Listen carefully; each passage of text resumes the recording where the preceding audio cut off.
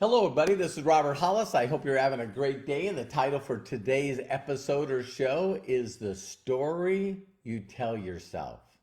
The Story You Tell Yourself. Now, when I first got exposed to, my mentors, it's amazing because I had mentors as an auto mechanic, and I also had, mentors in being a better person and being good in marketing. And one of the things that I ask people all the time is, man, the story that you tell yourself. When I really get into, someone directly, and I say, listen, if you failed at anything in your life, there's only two reasons. Only two reasons. The first reason is you just were not showing the right process to do something. Just like a combination in a safe or creating an incredible meal, you just did not, have someone show you that proven path. Well, with the videos that I'm doing on a daily basis, I can trust you. It's the same thing that I've taught people that have made millions. So knowing what to do and in the sequence how to do it is not going to be your excuse anymore.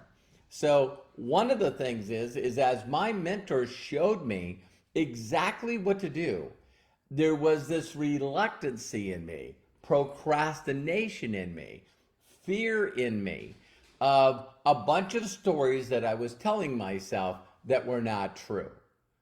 And so you got to ask yourself, if someone showed you a simple process how to be able to reach out, connect with people, and then get them to very simply create a free account and then point, guide, and direct them to the videos and the information that they need so that they can make a decision. That's as simple as it is. So when someone shows you word for word, step by step, exactly how to do that, the next question we want to ask ourselves is, why don't we do it? Why don't we do it? Now, that's very simple. It's false emotions appearing real. Fear, F-E-A-R. A false education appearing real. It's stuff that we tell ourselves or we allow other people to tell us that we truly believe, that we really, really believe. And when I heard this one phrase, I sort of went, wow, do you guys realize a belief that you have is something that you heard once, that then you either heard again through yourself or through somebody else. It's this repetition of a thought that we consistently have that builds our belief. And when we build that belief, then guess what? It actually builds our philosophy. And so now we run through this automatic thing in our minds. And what we do is we just keep repeating the next day over and over and over. It's Groundhog Day. And so my mentor, when he met me, he's seen that in me. He's seen this awful, ugly story I was telling about myself. And also, what I call now just stinking thinking. He was just saying, thoughts are things. You know what I mean? And it's like, scripture says, for every word, you'll be judged by every idle word that comes out of your mouth. So I've also seen this neat little phrase is that they say, don't even joke. Don't even joke about yourself. I'm not smart. I'm not a people person. I'm lazy. A number of things that we tell ourselves. So, just briefly, I did not have a childhood a childhood because there's a lot of awful things that happened to me as a child. And so all I'm going to say to you is I had these things in my mind, I don't spell well. I'm not good at English. I don't write well. I'm not that smart. Another thing is I really kept to myself. A lot of people don't believe this, but I was extremely introverted. If you wanted to find me, I usually was always in my uncle's garage, either working on my cousin's race cars. That's where I learned how to be a mechanic, or working on my own. So, it's like if anybody wanted to, I wasn't like a social butterfly. People would say, how many friends that you have when I got involved in this business. And, I had three other friends and they were also, worked on cars and auto mechanics. So I always tell people all the time, social butterfly, you know what I mean? That's definitely what I was not. And so there was these stories that I told myself that, I didn't have a mother and father when I grew up. I grew up in foster homes. I wasn't that smart. Whatever thing that you tell yourself. And I was telling this repeating story. So I'm glad to see some people on here. Hey, Gary, man, love ya. 22. There's a rock star right there. And so my whole thing is that someone had to teach me that I had to change my thoughts. Now I'm going to give you some books. I'll tell you this right off the bat. The best books for me might not be the best books for you. And I'll tell you why. I've now come to the conclusion, this is just a thought, a philosophy, that the book that ends up altering and changing your life is the one that you made a decision right before that you're not going to live life like this anymore. You're done. And so the first book that basically someone referred to me, Bill, was The Greatest Miracle in the World. So The Greatest Miracle in the World by Og Mandino is a book that I read during a very important time in my life where I went from thinking about, oh, woe is me, I'm a victim, I blame everybody, very entitled, it's like everything bad happens to me, I don't deserve anything, I'm not worthy, I wasn't a person that would ask for help, too much ego, too much pride. Just all these things that I had really gotten great at.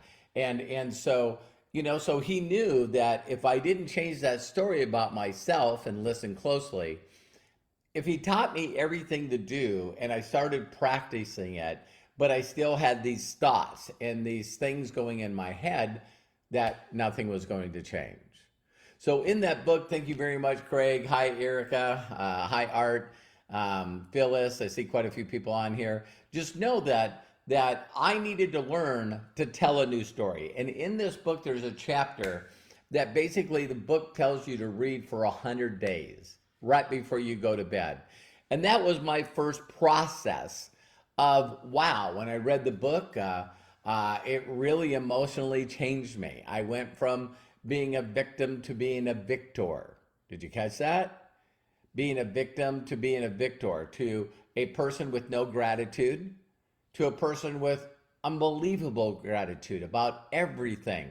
I went from a pessimistic to an optimistic person, negative to positive. There was so many things that from being introverted, I love this phrase, is like, I really simply like to discuss and share things that matter with people that care. Once this book altered and changed my life, I then spent the rest of my life, as some of Og Mandino's books will say, being a rag picker. He also wrote the Greatest Salesman in the World. And so when I read that book and I changed my thinking, and I then looked at myself as a miracle, and that the world was now not doing things to me, the world was doing things for me. So it really altered my thinking and the story that I told people. That's where I sort of got the phrase that if someone says, Robert, how you doing? How are you doing today? It doesn't make a difference if I'm talking to someone on the street or customer service. I go, hey, well, thank you. I'm blessed and highly favored. Thank you very much. And it always stops them. They just go, wow. Well, I said that because my mentor said that. And now I've heard people all over the world say that because it's like this mantra that I say. And right now I'm going through passing a kidney stone. And, I'm sitting in my seat. My wife's looking at me smiling. And I'm going, successful people do what unsuccessful people don't. If my goal every day is to learn how to be able to connect with people I don't know, get them to know, like, and trust me by building a connection and really caring. And through that connection, once I feel that we have common ground and we're going back and forth, to very simply ask them for their help. So from a person that would never ask anybody for help, didn't talk to anybody, to being someone that would talk to anybody and ask for help.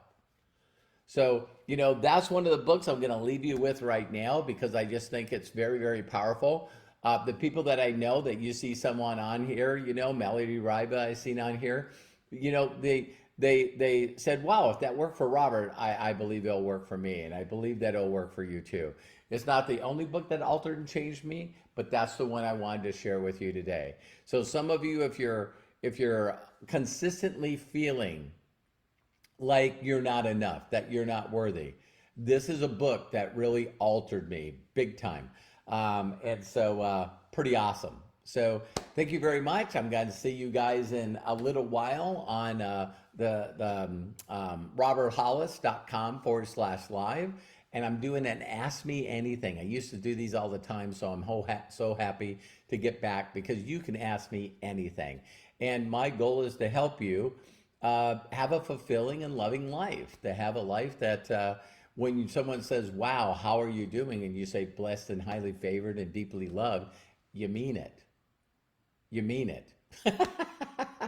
All right, if we can do it, you can do it. Wow, someone gave me a book, told me it changed their life, so I believed that it would change me. I read the book, followed the instructions in it, read the chapter every night before I went to bed. It worked so good for me that I just continue doing it. So I'm going to share other stuff that was introduced to me in different videos, but I hope this works for you. And for those of you that really have a snap with the book, that I pray that you do, reach out to me and tell me. I just love that. So thank you, everyone. Thank you, Eric. I see my lovely wife's on here as well, Melody, Jan. So Randy, hi Randy, how you doing? It was so cool to see Gary on here. Gary Cornegay is a very dear friend of mine for years, and man, that man has changed millions of lives as well. So thank you, Gary. Take care.